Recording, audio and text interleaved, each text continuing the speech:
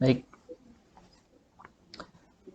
eh, yang akan kita pelajari hari ini yaitu shortest path ya, atau lintasan terpendek gitu ya. Shortest path problem atau masalah pencarian lintasan terpendek. Kalian pernah dengar istilah ini atau pernah dipelajari sebelumnya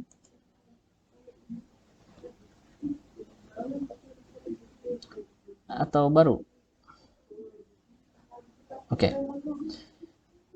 In graph theory, nah dalam teori graph, masalah pencarian lintasan terpendek itu adalah masalah pencarian sebuah lintasan between two vertices, di antara dua node ya, dua simpul dalam sebuah graph, such that sedemikian sehingga the sum of the weight, sedemikian sehingga total dari bobot of its constituent edges is minimized. Jadi total dari bobotnya itu yang paling minimum, gitulah intinya. um, Coba kita lihat, ini ada di Wikipedia ya.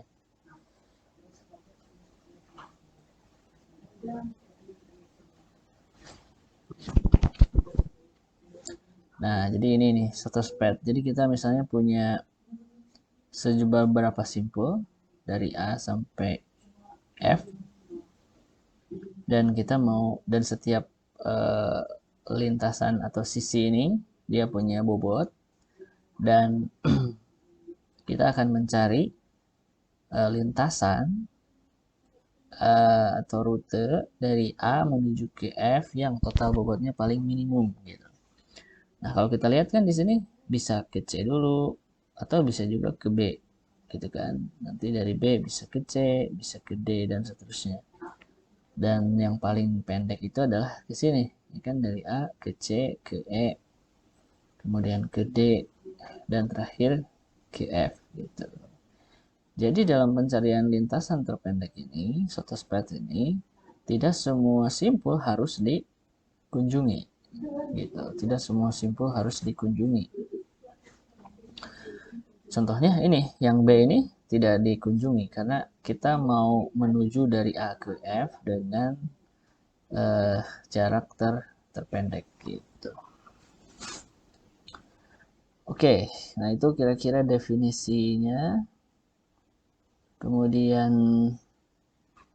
ada beberapa variasi di sini.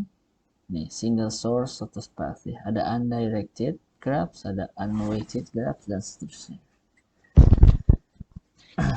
Nah,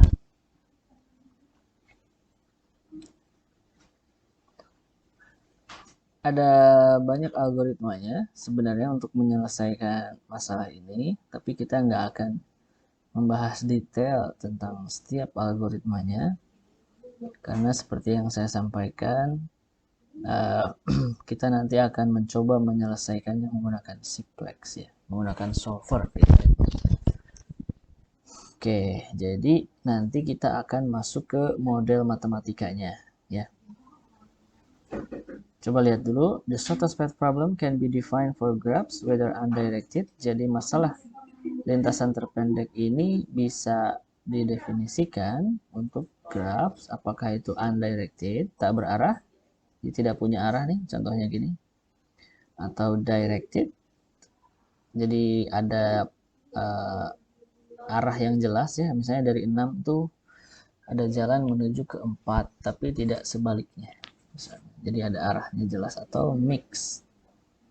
Mix ini berarti campuran ya. Ada yang directed, ada juga yang not directed ya. It is defined here for undirected graph. Nah, yang didefinisikan di sini itu untuk graph yang tak berarah ya.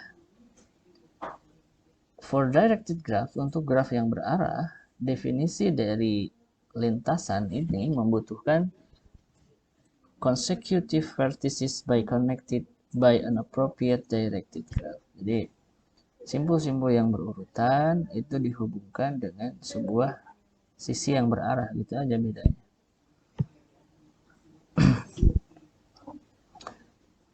Two vertices are adjacent. Dua simpulnya itu berdekatan ketika they are both incident to a common edge. Nah, ini sebenarnya di teori graf ya. Mungkin kalau kalian yang pernah ngambil teori graf, itu ada istilah adjacent ya, bersisian. Oke, tapi kita nggak akan bahas terlalu detail dengan notasi-notasi graf itu. Nah, the problem is also sometimes called single pair pseudo-space problem. Jadi masalah pseudo-space ini kadang-kadang disebut juga dengan ini, masalah lintasan terpendek single pair ya. Jadi sepasang. To distinguish it from the following variation, karena ada beberapa variasi ya dari pseudo-space ini. Ada single source pseudo-space problem. Jadi masalah lintasan terpendek dengan satu sumber, in which we have, di mana kita harus mencari shortest path, lintasan yang terpendek, from a source vertex, dari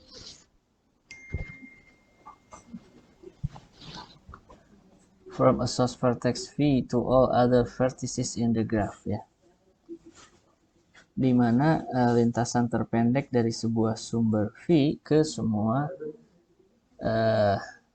simpul dalam graf. Oke, kebayang nggak ini maksudnya? Jadi misalnya, oke, lihat di sini kan jamak ya, shortest path. Saya coba zoom, mungkin tulisannya kecil ya.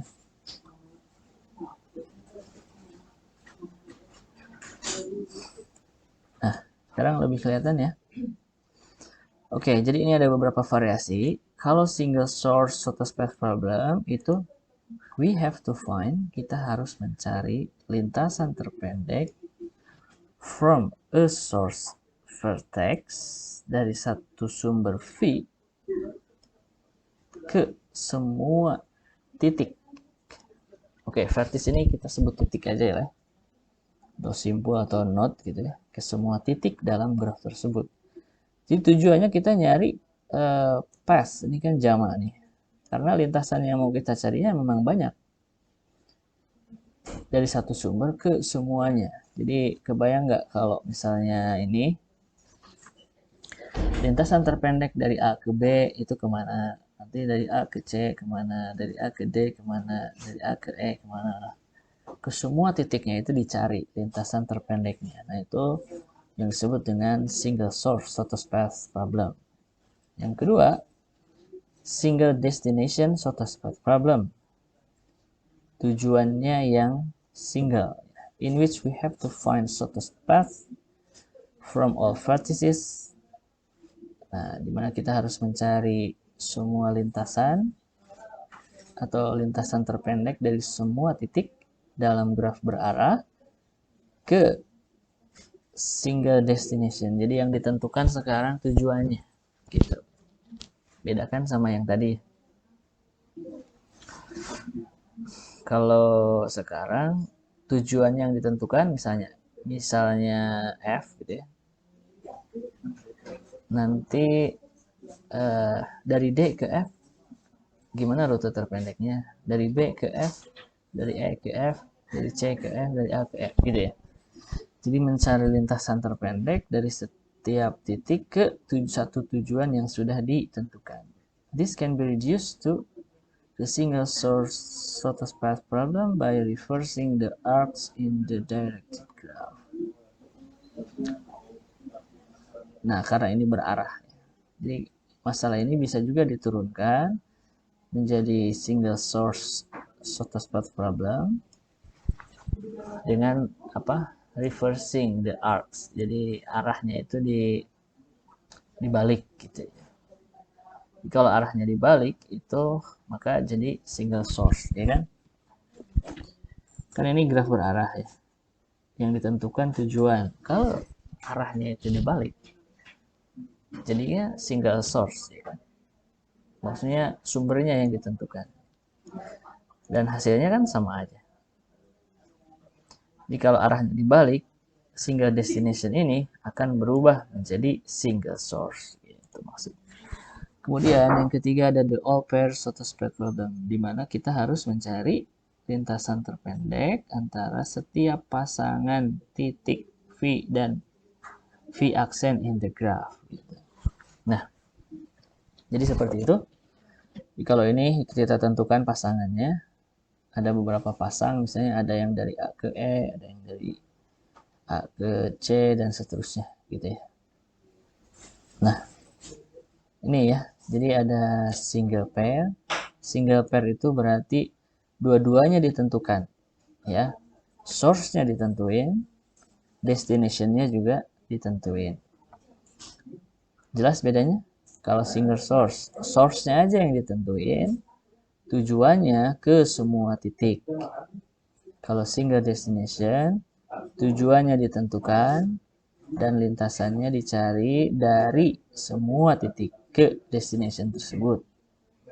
Kalau all pairs, ini ada banyak pasangan titik, sumber dan tujuan, dan kita akan mencari lintasan dari setiap pasangan tersebut. Nah, kalau ini single pair, itu artinya kita hanya punya satu pasang source dan destination. Gitu lah gambarannya. Oke, ini algoritmanya banyak, tapi kita nggak akan nggak akan bahas itu. Kita akan coba amati modelnya.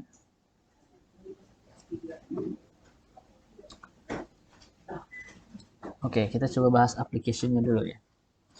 Apa sih aplikasi dari masalah itu terpendek ini, lintasan terpendek? Shortest path algorithm are applied to automatically find direction. Di algoritma lintasan terpendek ini diaplikasikan untuk mencari arah secara otomatis antara physical location, antara lokasi fisik ya, seperti apa? Such as driving direction. Contohnya arah ini perjalanan ya, ada hubungannya sama driving itu ya kendaraan. Kenapa? Jadi kalau misalnya kalian pakai Google Maps ya, mau dari UIN mau ke BEC misalnya, itu kan bisa pakai Google Maps ya. Dan Google Maps kan dia ngasih rekomendasi rute terpendek, ya kan? Menuju ke lokasi yang kita inginkan, gitu. Nah itu aplikasinya.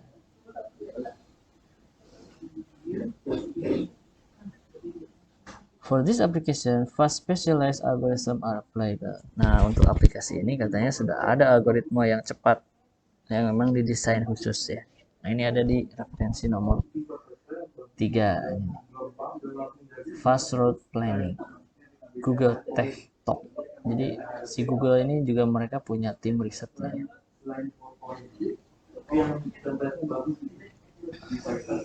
Oke,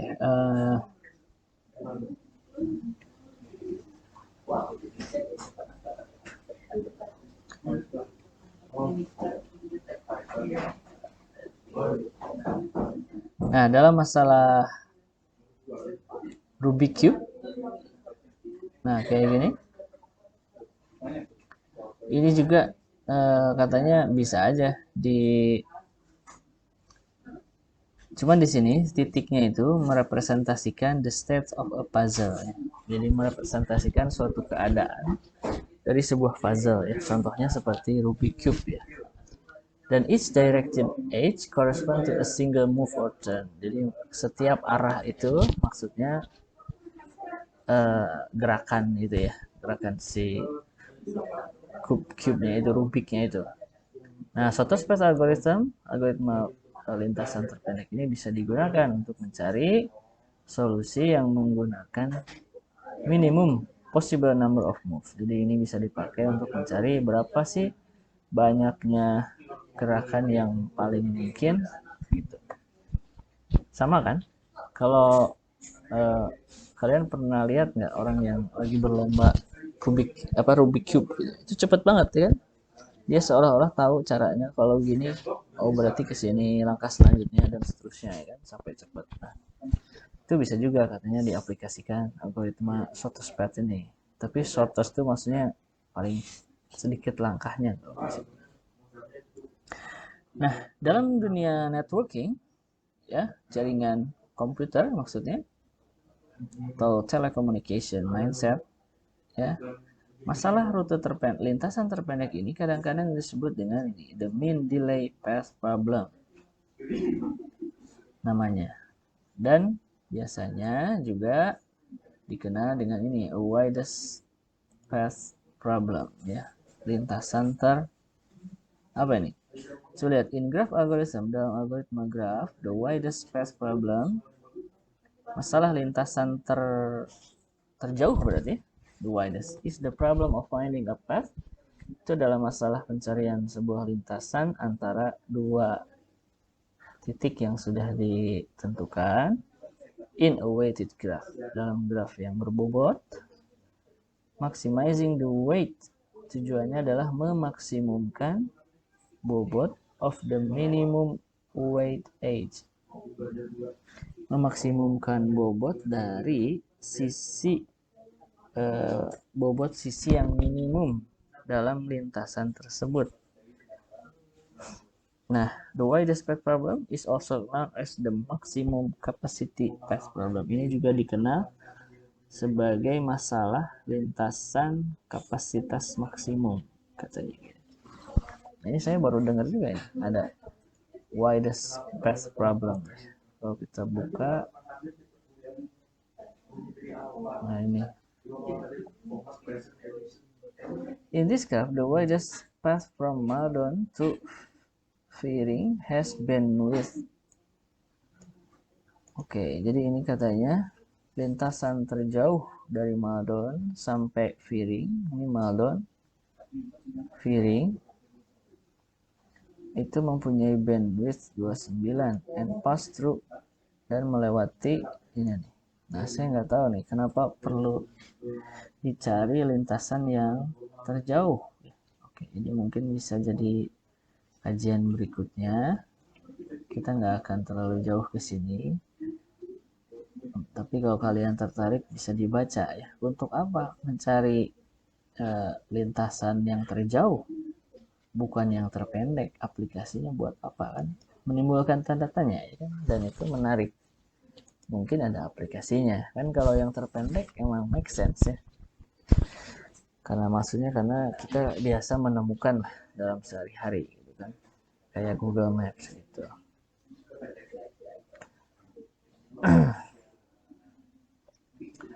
Nah, terus dalam road network nih, road network can be considered as a graph. Jadi lintasan jalan itu juga bisa dipandang sebagai sebuah graph dengan bobot yang positif, di mana nodes-nya, simpul-simpulnya atau titik-titiknya merepresentasikan road junction. Road junction itu perempatan ya, atau terjemah. Kita coba. Ya, persimpangan jalan. Itu bisa dipandang sebagai simpulnya. On each edge of the graph if associated with a road segment. Jadi, kalau misalnya perempatan, itu bayangkan aja ada graph di mana perempatannya itu satu simpul, kemudian menghubung ke 4 sisi yang ada di sekitarnya. Kan bisa gitu ya. Jadi gimana nih? Coba kita, nah kayak gini maksudnya. Jadi kalau kayak gini, berarti anggap aja ini satu simpul, terus dia ke sini, dan ke sini. Jadi kayak graf gitu. Tapi titiknya itu adalah si persimpangannya. Ini berarti 3 ya, sama dengan sebuah graf di mana simpulnya mempunyai derajat 3. Derajat itu maksudnya ya dia terhubung ke berapa titik di sekitarnya kan gitu ya. Itu namanya derajat, degree. Nah, kalau 4 kayak gini, satu simpul ini berarti dia derajatnya 4 nih, karena dia perempatan. Kalau pertigaan derajatnya 3. Nah, gitulah kira-kira maksudnya. Jadi kalau dalam apa road networks ya, dalam jaringan jalan itu node-nya bisa merepresentasikan road junction ini. And each edge dan setiap sisi dari graf itu berhubungan atau dihubungkan dengan a road segment between two junctions. Ini berhubungan dengan sisi atau ruas sisi di antara dua persimpangan tersebut. Gitu. Jadi gimana contohnya? Di sini ada. Ya, bayangkan aja ada dua persimpangan. Nah, berarti sisinya itu adalah jarak antara satu persimpangan ke persimpangan yang lain gitu. Gitulah kira-kira. Jadi misalnya ini ke sini nanti di sini ada persimpangan lagi. Nah, sisi itu kan berarti antara satu persimpangan ke persimpangan berikutnya. Nah, itu adalah sisinya gitu. The weight of an edge, sisi dari bobot dari sebuah sisi itu may correspond bisa berkaitan dengan length, panjang atau jarak ya of the associated segment. Jadi bobot dari antara satu road junction ke satu road junction yang lain itu bisa berupa jaraknya, bisa juga berupa time needed to traverse the segment, waktu yang dibutuhkan untuk melintasi segmen jalan tersebut, atau bisa juga berhubungan dengan biaya gitu ya. Jadi bisa berhubungan dengan jarak, berapa kilo, berapa meter dan seterusnya, atau waktu yang dibutuhkan, atau bisa juga biaya untuk melintasi segmen tersebut ya. Oke. Nah, using directed edges dengan menggunakan sisi yang berarah, it is also possible to model one-way streets. Jadi, kalau di dunia realnya itu kan mungkin ada jalan yang satu arah. Di kondisi lapangan kan bisa ada jalan satu arah. Nah, gimana memodelkannya dalam graf kalau ada jalan searah? Ini bisa pakai directed graphs ya, atau directed edges gitu. Nah, such graphs are special in the sense that some edges are more important.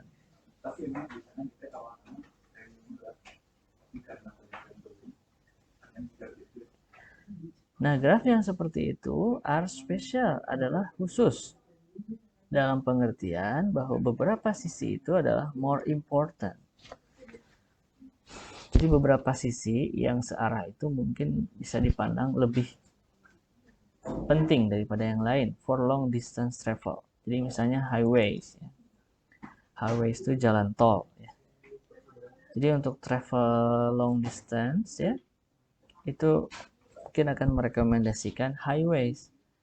Jalan tol, kan jalan tol itu jalan searah, ya kan? Kalau jalan searah kan kecenderungannya dia akan lebih cepat, ya kan, daripada jalan yang dua arah. Karena dua arah itu dari dua ruas, gitu. Bisa juga ya bisa lebih macet lah. Nah, the property has been formalized using the notion of highway dimension.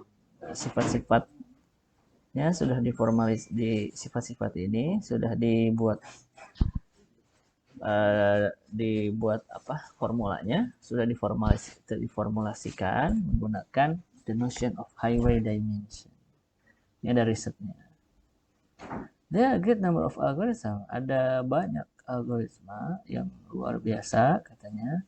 Ada sejumlah algoritma yang great that exploit yang memanfaatkan sifat-sifat ini. And are therefore dan karena itu dapat menghitung the shortest path, lintasan terpendek itu a lot quicker, jauh lebih cepat daripada would be possible on general graph, daripada graf yang sifatnya umum gitu. Nah, ini dengan adanya highway diformulasikan, sudah ada risetnya. All of these algorithm work into phases. Nah, semua jenis algoritma ini, oke, ini hanya bicara aplikasi sih saya maksudnya. Jadi kita nggak akan terlalu detail. Nah, related problems ini ada juga masalah-masalah terkait. Jadi for first problem in computational geometry. Jadi dalam geometri komputasi ini juga ada masalah ini suatu space ya. Jadi istilah ini bisa ada di berbagai bidang ya. Tadi ada di telekomunikasi juga ada ya. Di orang geometri juga mengenal istilah ini atau ini nih, Euclidean pseudosphere.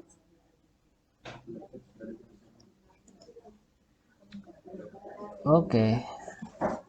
Mungkin saya akan langsung ke model matematiknya ya. Model matematiknya. Nah, ini adalah model matematiknya.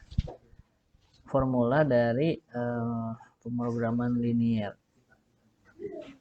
Dari masalah lintasan terpendek ini. There is a natural linear programming formulation. Jadi ada formula programan linear yang biasa digunakan untuk masalah suatu space ini ya, lintasan terpendek ini. Nah, ini diberikan di bawah. It is very simple. Ini sangat mudah ya, compared to most other uses of linear programs in discrete optimization. Ini yang paling populer lah, karena paling sederhana. However, it illustrates connection to other concept. Nah, akan tetapi ini dia mengilustrasikan hubungan dengan konsep yang lain. Nah, given a directed graph, jadi diberikan sebuah graf berarah. V ini adalah himpunan dari titik atau vertex dan A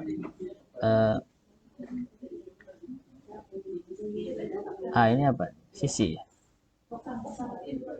With source node S, jadi sumbernya S, kemudian tujuannya atau target node-nya T, dan biayanya WIJ. Ini biaya yang dibutuhkan untuk melintasi dari titik I ke titik C. In A, ya berarti A ini himpunan semua sisi, ya kan? Karena ini sisi IJ in A, himpunan semua sisi A. Consider the program with variables. Oke, lihat ini ada variabel keputusannya itu adalah XIJ, ya kan? XIJ. Di mana X-nya itu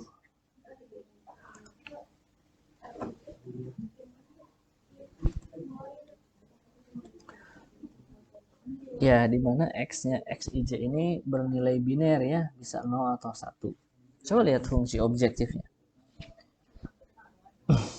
Minimize, kita akan meminimumkan sigma dari W kali X, di mana W-nya adalah biaya atau bobotnya, dan X ini adalah variabel keputusannya.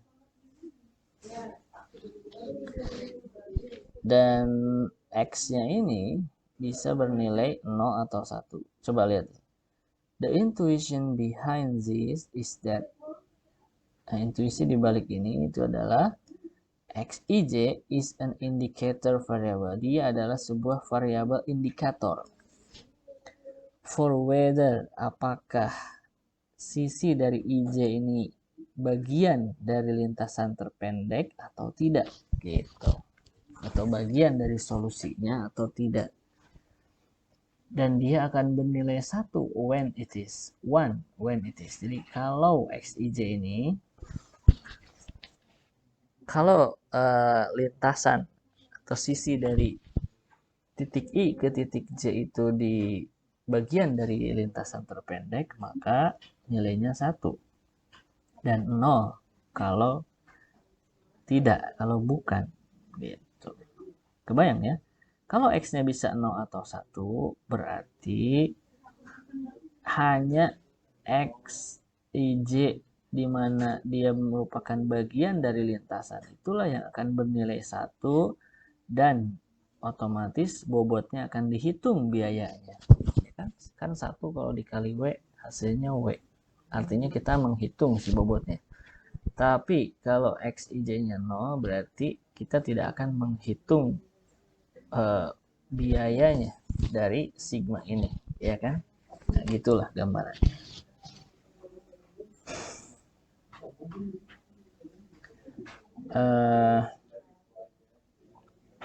Kemudian we wish to select, kita ingin memilih the set of edges, himpunan sisi dengan dengan bobot yang minimal, dengan biaya yang paling kecil kan gitu ya. Subject to the constraint. Nah, ini ada constraint-nya nih. This set forms a path from S to T. Jadi himpunan ini kan kita mau nyari himpunan sisi yang minimum bobotnya. Tapi himpunan sisi tersebut harus membentuk sebuah lintasan. This set forms a path dari S ke T, ya kan? Direpresentasikan dengan constraint equality, dengan kendala pakai persamaan ini, yang ini.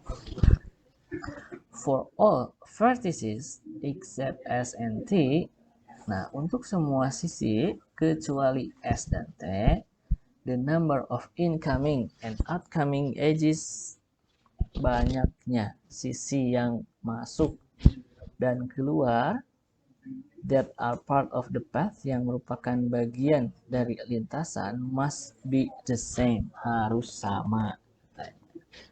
Yaitu it should be a path from S to T. Dan itu harusnya menjadi bagian dari lintasan dari S ke T. Kebayang nggak? Coba lihat di sini kan ada fungsi piecewise ya.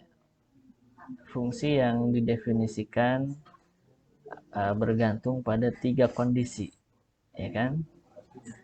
Yang ada di ruas kirinya ini ada sigma xij dikurangi sigma xji, ya. Xij dengan xji kan bedanya cuma dibalik aja, ini ij, ini ji. Tapi apa maknanya?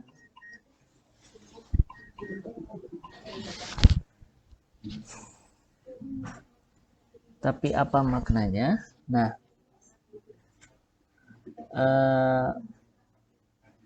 maknanya kan dibalik. Jadi kalau ini kan untuk setiap i ya. Kalau j ya untuk dari j-nya dari ya untuk semua, ini kan dijumlahin untuk semua j ya. Gini, kalau i-nya sama dengan s, coba bayangkan. Ini saya nggak bawa pen tab jadi agak sulit tulis ulang modelnya ya. Jadi kalau i-nya S itu kan sumber ya, T itu target, S itu source, T target. Jikalau i-nya sama dengan S, berarti di sini S ke J ya, SJ, sigma dari X, SJ itu kan artinya berarti total nilai X dari sumber ke semua J ya. J itu berarti kan titik yang lain selain S, ya kan? Ke titik yang lain selain S. Nah, ini kan berarti maksudnya banyaknya apa ya? Nilai X yang keluar dari S. Bingung nggak? Saya tanya dulu ya. Di sini ada pen tablet nggak? Ada pen tablet?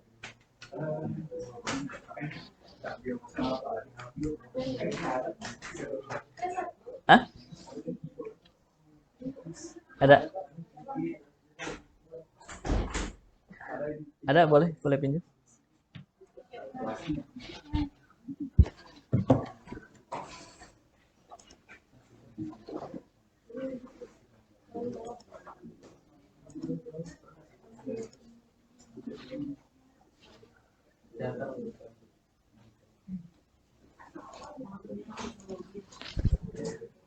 Saya lagi di kampus ini.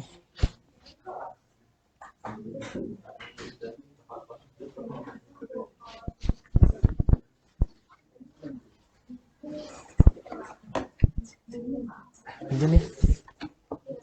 Wah, harus diinstal ya? Tidak tahu, Pak. Siap, kasih.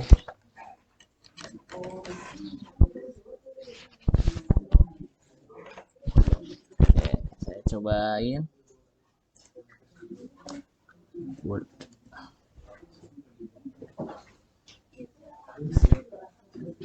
Nah,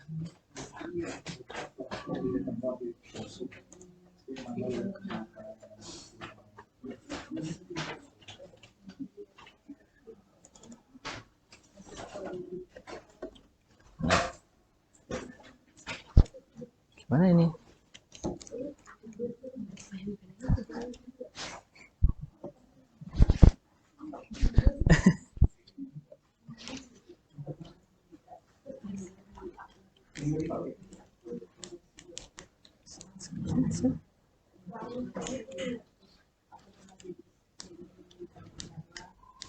Kayaknya bukan ini pen.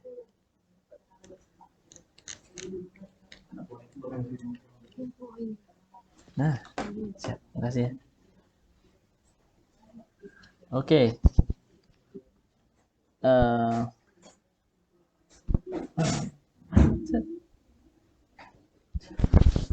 Balik.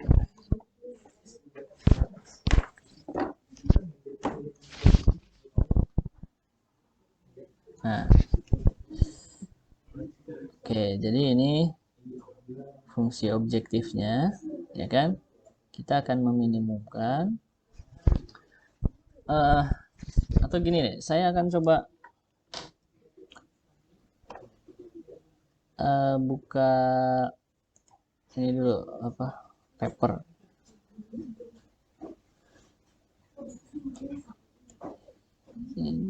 Nah,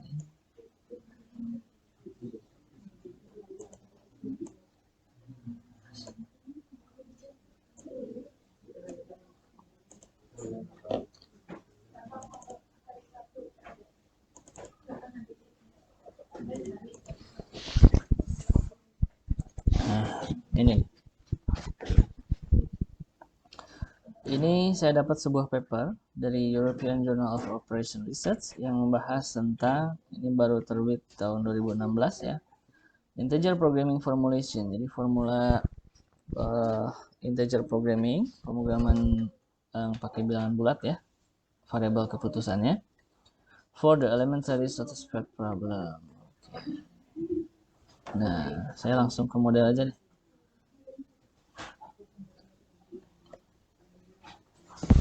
Nah, ini lebih baik cara penulisannya menurut saya ya. Nah, ini integer programming formula. Jadi misalkan kita punya sebuah graf berarah G, di mana terdiri dari himpunan titik dan himpunan sisi, with the set of nodes. Jadi V ini himpunan titik dan A himpunan sisi. Kemudian N dan M itu adalah the cardinality of V and A. Jadi N ini adalah kardinalitas. Kardinalitas itu berarti banyaknya elemen ya. Berarti banyaknya titik. Kalau N ini respectively ya, berturut-turut. Jadi N ini untuk V, M ini untuk A gitu ya. Jadi N menunjukkan banyaknya titik dan M menunjukkan banyaknya sisi ya.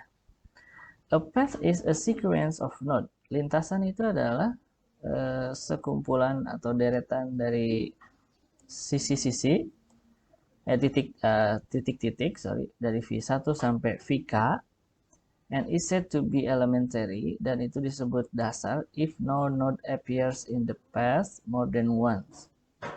Dan itu disebut elementary jika tidak ada node yang muncul dalam lintasan lebih dari sekali. Jadi setiap simpulnya hanya boleh sekali. A cycle or tour, nah sebuah cycle atau disebut juga tour, is a path with V1 sama dengan VK. Jadi kalau V1-nya sama dengan VK, artinya dari VK nanti kembali ke V1 ya, itu berarti itu namanya lintasan. Apa ya? Path sama cycle tuh kalau di graf itu bedanya apa sih? Oh, cycle tuh circuit ya. Saya baru ingat. Cycle tuh circuit. Jadi dia kayak membentuk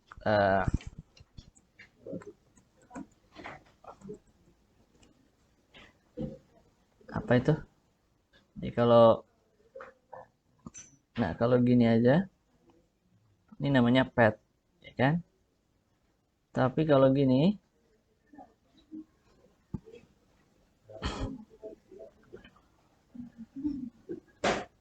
ini namanya sirkuit, ya kan? Karena dia kembali ke titik asal, ya. Ini namanya sirkuit, cycle. Bahasa Inggrisnya ini namanya lintasan atau path, ya.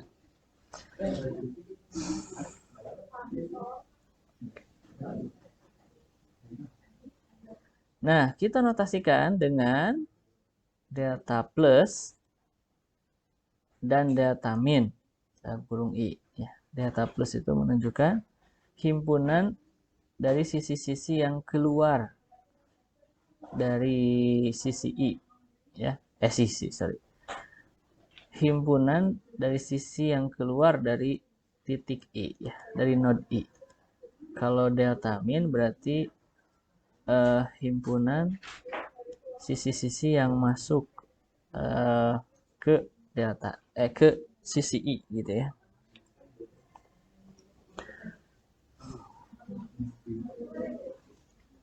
Masuk keluar itu gimana sih? Masuk keluar tuh gini maksudnya. Ini kan misalnya ini A, ini B, ini C. Nah, ini sisi yang masuk ke B di sini kan. Kan rutenya gini lintasannya, ya. Ini ya, ini sebut saja misalnya A1, ya. Ini A2 misalnya. Nah, A1 ini adalah sisi yang masuk ke B. Kalau kita sekarang sedang memandang B, ya. Dan A2 ini disebut dengan sisi yang keluar dari B. Nah, nah, kalau delta plus ini adalah himpunan sisi-sisi yang keluar dari I, ya. Jadi kalau I-nya B, maka yang keluar itu kan berarti ke sini, ya, A2. Karena mungkin juga kan nanti gini kan. Nah, ini himpunan yang keluar juga gitu.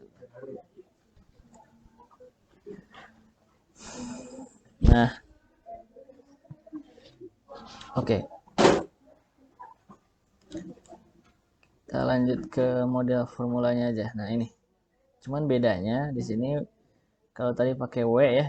Kalau sini pakai C. Sama aja, ya. Jadi di sini kita minimasi CIJ XIJ, di mana C ini cost, ya, biaya dari, di mana IJ-nya harus elemen dari A katanya. Jadi I, J-nya harus elemen dari A. Itu kan himpunan sisi-sisi, ya. Jadi kalau misalnya ini kan kayak gini nih. Ini himpunan sisinya itu kan A1, A2, A3, ya kan, nggak ada sisi dari A ke D. Berarti dia nggak akan masuk ke perhitungan sigma ini. Jadi yang ada dihitung di sigma ini syaratnya pasangan dari IJ-nya harus elemen dari A, di mana A itu adalah himpunan sisi, ya. Ini fungsi objektifnya. Constraint-nya ini ada dua, ya. Nomor 2 dan nomor 3, ya. Nomor 2 dan nomor 3 ini. Lihat di sini sama sebenarnya dengan yang tadi, ya, ada sigma xij dikurangi sigma xji, ya kan?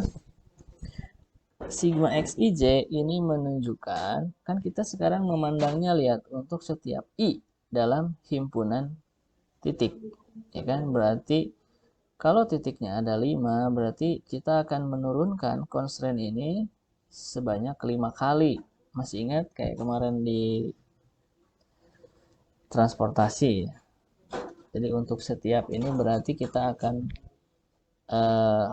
duplikasi constraint ini sebanyak titiknya, ya kan? Jadi ketika I-nya misalnya sama dengan S, sebut saja, maka di sini berarti X S ke J, ya kan? S-nya itu ya sebut saja 1 lah, ya. Simpul 1 itu sebagai sumbernya. Berarti X1 ke J itu, di mana J-nya itu adalah himpunan sisi-sisi yang keluar dari I, ya. Jadi maksudnya adalah Coba bayangkan ini ada I ya, atau jangan I deh, satu aja.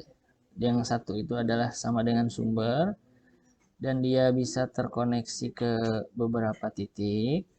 Misalnya sebut saja gini, ini simpul 2, ini simpul 3, ini simpul 4. Nah, yang dimaksud dengan delta, sorry, ini bukan delta, delta plus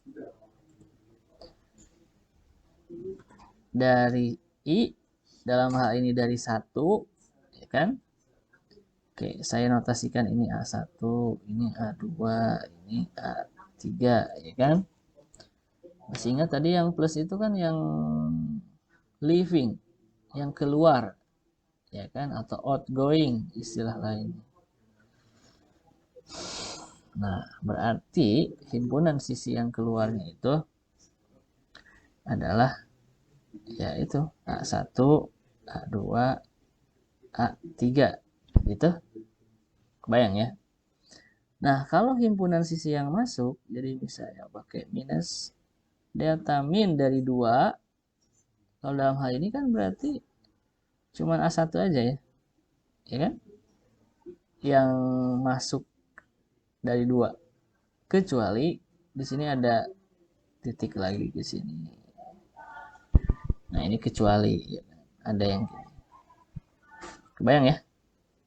Apa bedanya delta plus sama yang min? Jadi delta plus itu yang keluar dari titik I, kalau minus berarti yang keluar dari titik 2 dalam hal ini. Kalau delta min 1 itu berapa?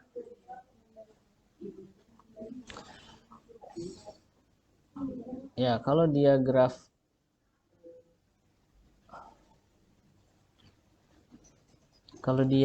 berarah berarti nggak ada ya. Kalau nggak berarah berarti intinya itu A1, A2, A3 juga bisa aja. Ya kan berarti dari 2 kan bisa ke 1, dari 3 bisa ke 1. Kan ini nggak punya arah ya, berarti bisa bolak-balik arahnya itu. Kalau kita memandang, bisa kita pandang dari 1, bisa juga kita pandang dari 2 ya. Jadi dari 2 ke 1, dia ke 1, 4 ke 1 gitu. Jadi kalau minusnya yang masuknya ya berarti yang terkoneksi ke 1 aja, ya dia bisa datang dari 2, dari 3 dan karena ini grafnya nggak berarah kan gitu. Nah, oke, kembali ke constraint ini. Berarti di sini Xij ini kan lihat deltanya kan delta plus. Jadi ini sedang berbicara kalau ditotalin nilai X yang keluar dari I gitu ya, dikurangi dengan nilai X total dari X yang masuk ke I, ya kan? Yang masuk ke I itu ada 3 kemungkinannya. Bisa bernilai 1, bisa bernilai min 1, bisa bernilai 0. Kapan akan bernilai 0? Itu ketika I-nya tidak atau I-nya itu bukan S atau T. Saya akan coba ilustrasikan di sini. Jadi misalnya ini ada satu, sebut saja ini lintasan ya, lintasan akhirnya solusinya. Lihat nih.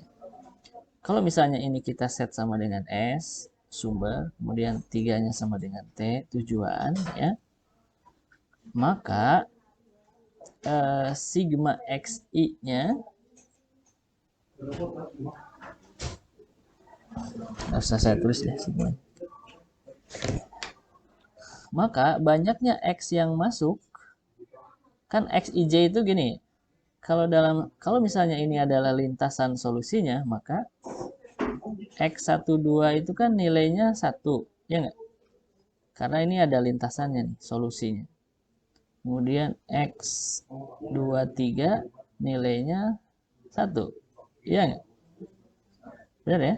1 ke 2 nilainya 1, 2 ke 3 nilainya 1. Kalau X13 nilainya 0, karena nggak ada sisi dari node 1 ke node 3, benar nggak? Yang ada itu 1, 2, 2, 3. Nah, ini kan sama dengan sigma ini. Coba banyaknya X yang keluar dari not 2, misalnya I-nya 2 ya, harus kalau yang else ini kan berarti sigma Xij sama dengan sigma Xji, ya nggak? I-nya tidak sama dengan S, I-nya tidak sama dengan T. Ini sigma ya. Ya kan? Kalau dipindah ruas yang ini, kan ini sigma ini dikurangi sigma ini sama dengan 0. Ya kan? Kalau dipindah ruas ke kanan, berarti kan sigma Xij sama dengan sigma Xji. Kayak gini kan?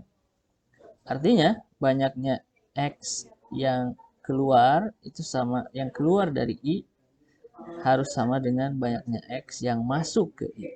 Coba aja pandang not 2. Not 2 kan bukan S, bukan juga T. Banyaknya not atau X yang masuk ada 1, ya kan? Dari 1 ke 2. Banyaknya not yang keluar, Xij itu yang keluar ya. Yang keluar ada 1 ya. X23, ya kan? Dari sisi 2 ke sisi 3. Yang masuk juga ada 1. Sama, ya kan? Maka berlaku constraint ini. Jadi ini else itu berarti ketika I-nya bukan sama dengan S, bukan juga sama dengan T. Jadi dia bukan sumber, bukan juga tujuan. Kenapa dibedain? Karena kalau yang sumber, lihat nih, yang sumber. Berarti banyaknya X yang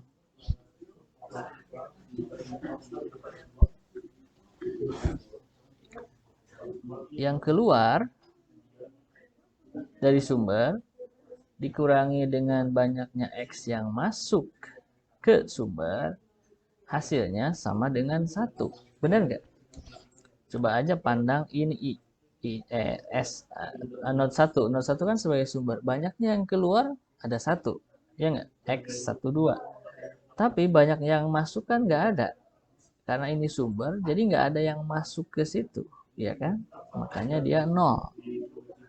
Sigma X-nya. Makanya di sini 1 dikurangi 0, hasilnya 1. Gitu ya. Jadi hanya ada yang keluarnya saja kalau dia sumber. Sebaliknya, kalau yang tujuan, itu hanya ada yang masuknya aja. Jadi sigma ini yang bernilai 1. Yang masuk ke titik T ini. Kalau ini nilainya 0, nggak ada yang keluar dari 3, ya kan? Kan kita mau nyari lintasan dari S ke T. Berarti dari T nggak ada yang keluar. Adanya yang masuk aja. Jadi ini 0, ini nilainya 1. Makanya 0 dikurangi 1 hasilnya min 1. Ya kan? Nah, tadi sebaliknya yang yang 1 ini S karena dia adalah source, jadi dia adanya yang keluar, nggak ada yang masuk. Makanya ini dia didefinisikan ada 3 kemungkinan. Apakah I-nya sama dengan S, apakah I-nya sama dengan T, atau I-nya selain dari S dan T, maka berlaku ini. Ini hukum kekekalan, kayak hukum kekekalan energi lah kalau di fisika, sehingga banyaknya energi yang masuk sama dengan banyaknya energi yang keluar. Gitu. Ya kan? Karena nggak logis kalau gini. Misalnya gini. Ini yang masuk ke sini ada 2. Misalnya ini kendaraan. Ada kendaraan dari sini ke sini, masuk 1. Dari sini kendaraan masuk 1. Tapi yang keluarnya cuma 1. Nah, ini kan nggak conserve ya. Nggak kekal. Yang masuknya 2, yang keluarnya 1. Nah, kalau gini, tadi harus sama ya. Banyaknya yang masuk harus sama dengan banyaknya yang keluar. Intinya gitu. Kalau sisinya itu bukan sumber maupun bukan tujuan. Gitu.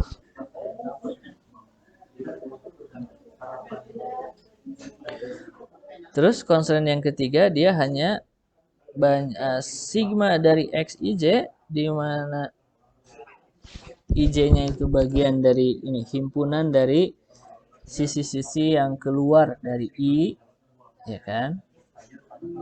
Dan itu nilainya harus kurang dari sama dengan 1 ya. Jadi maksudnya nilai X itu tidak mungkin lebih dari 1.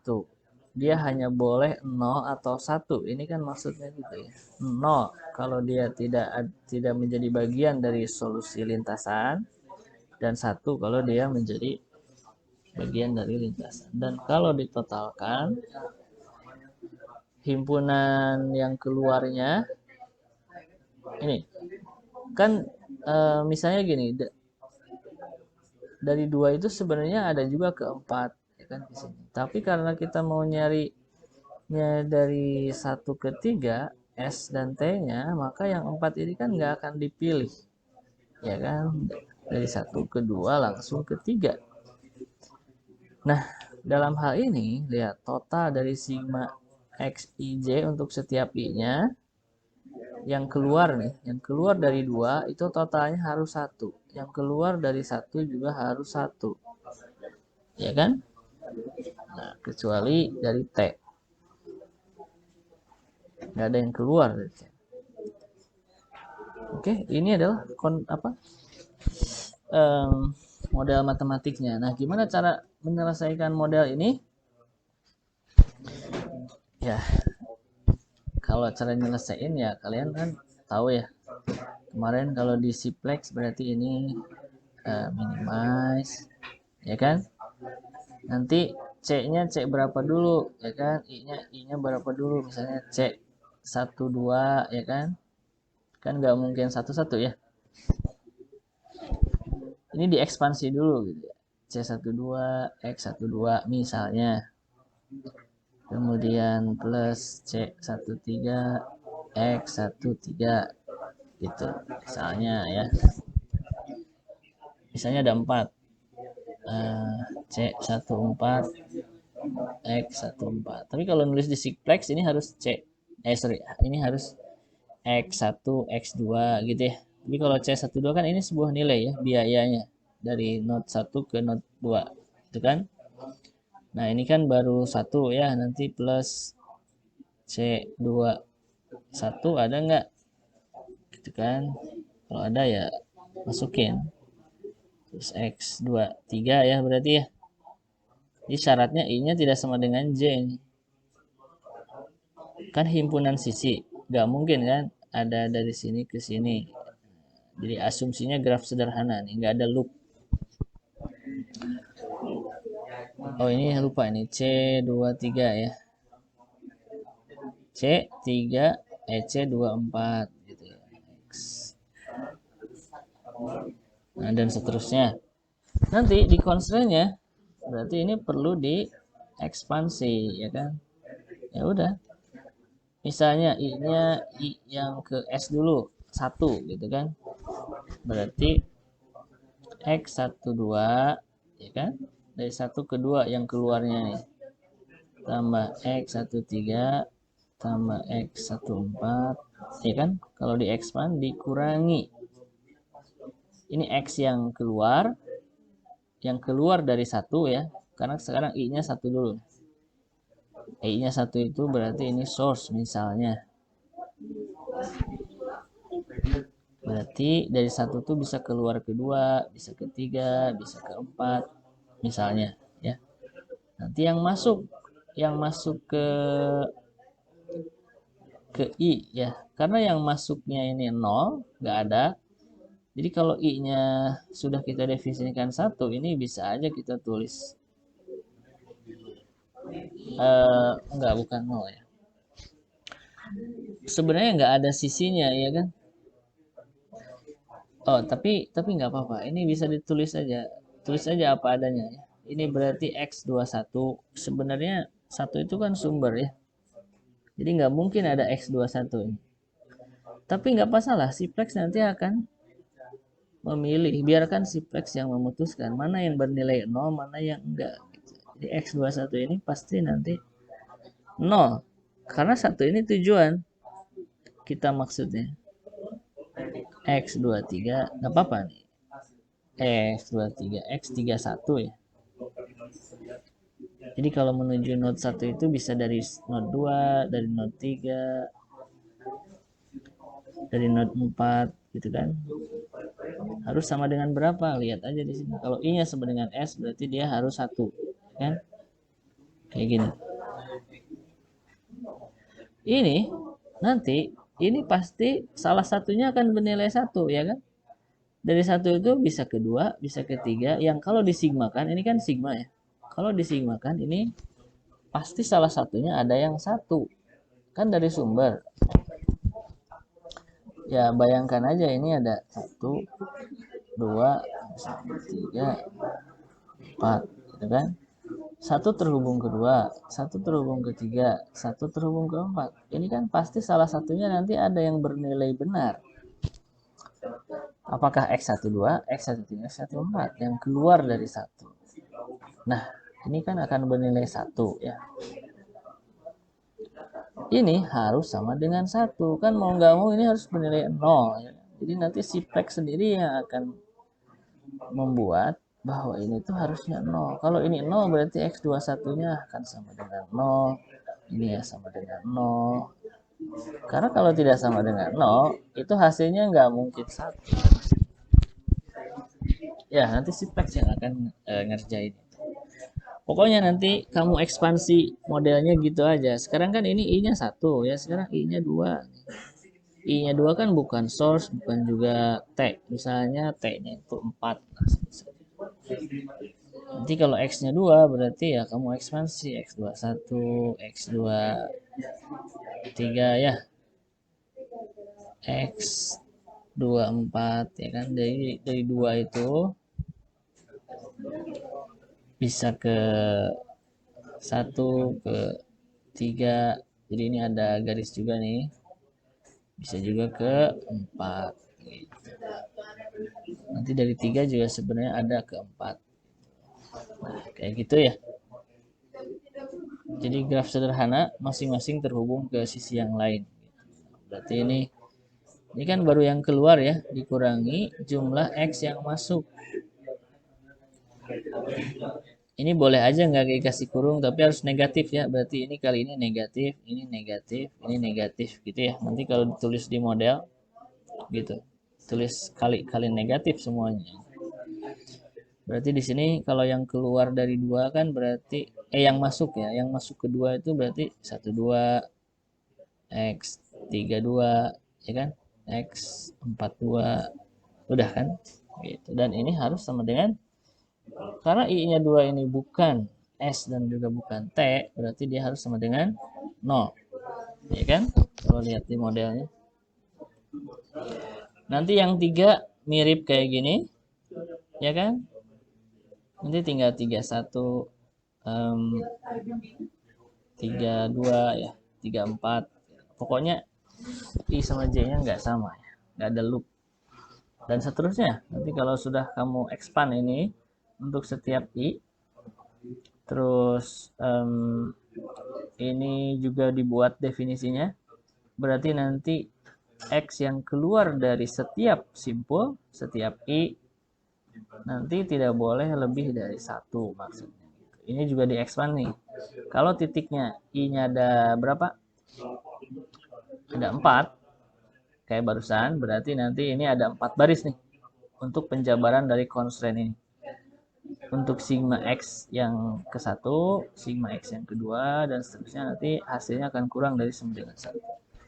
Nah, XIJ-nya ini biner, bisa 0 atau 1. Nah, seperti itu kira-kira kalau model ini di-expand.